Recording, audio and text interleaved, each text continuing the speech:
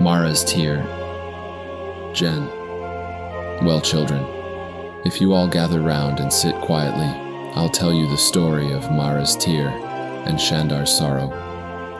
Long, long ago, long before your grandmother and I were born, long ago, there were two young children growing up in a village far, far from here. They played together and ran through the woods together, exploring their little world and learning to see things through each other's eyes. This was very different from their parents because Shandar was the son of Maldor, who was captured in a war and forced to work as a slave for the village baron. Their village and another both needed the land between them to feed the villagers, and fought until many of the villagers died. Maldor was wounded in battle and left for dead by his fellows. He was captured and forced to work in the fields as punishment.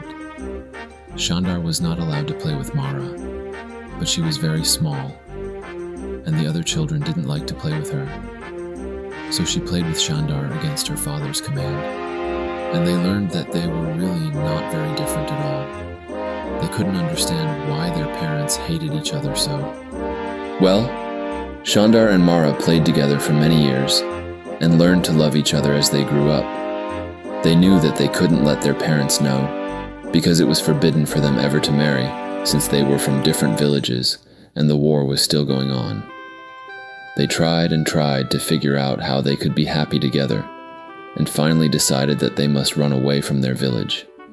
They would try to make a new life for themselves in another village, far, far away from where they grew up. One night, while planning their escape, they were discovered by the town guards.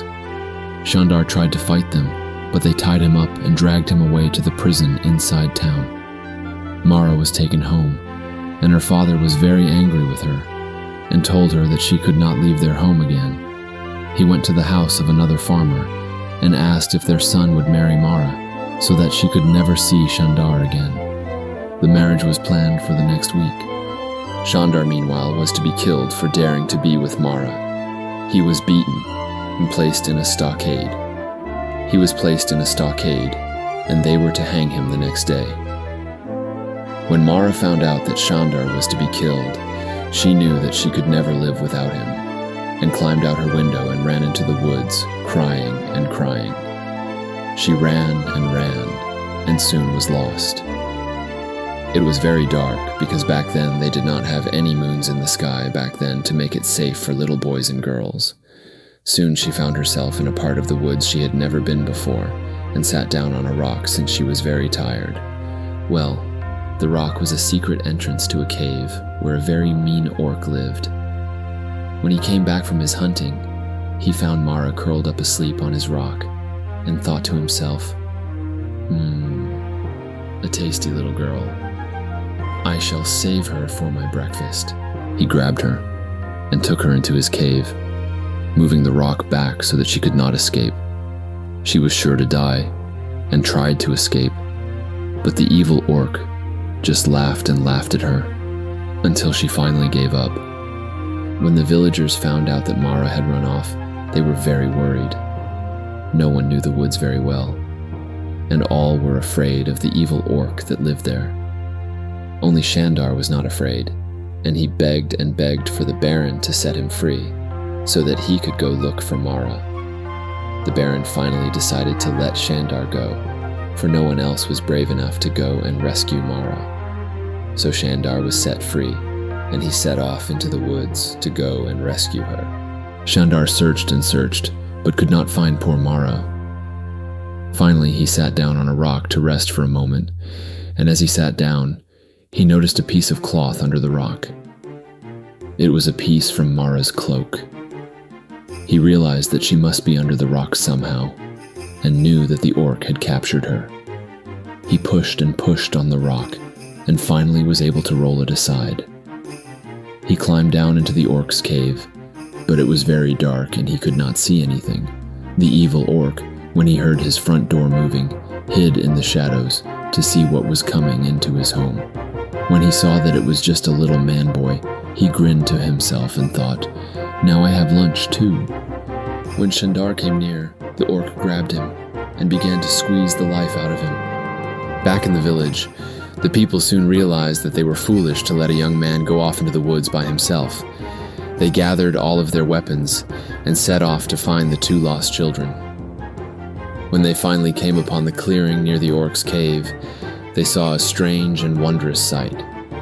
A slain orc near the entrance to the cave, and Mara holding the head of poor Shandar in her lap. Shandar had killed the orc, but not before the it gave Shandar a mortal wound. Mara's tears flowed freely from her eyes and splashed upon Shandar's face, reflecting the light from the villagers' torches. Shandar was filled with sorrow at the thought that he had saved Mara, only to lose her because of his own impending death from the battle with the orc. He cried out to Mara's namesake, the goddess of love, to help them. The goddess Mara recognized their true love and wept at their loss. Not having power over death, she could do nothing to save Shandar, but she knew that she could not let their love die.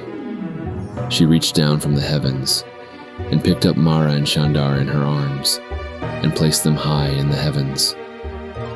They could be together always and provide light in the dark night to others so that they may be safe from the evils in the world. The villagers were amazed at this sight and vowed to honor the love of Shandar and Mara by learning more about themselves and their neighbors, so that the war that had been going on, as long as anyone could remember, would end. Shandar's sacrifice for the one he loved showed them that he was worthy of their respect, and that those from his village were just as proud and worthy as themselves. And that's why, children, every night we can see Mara's tear and Shandar's sorrow spending their lives together high in the heavens, lighting the way for all the little boys and girls like you.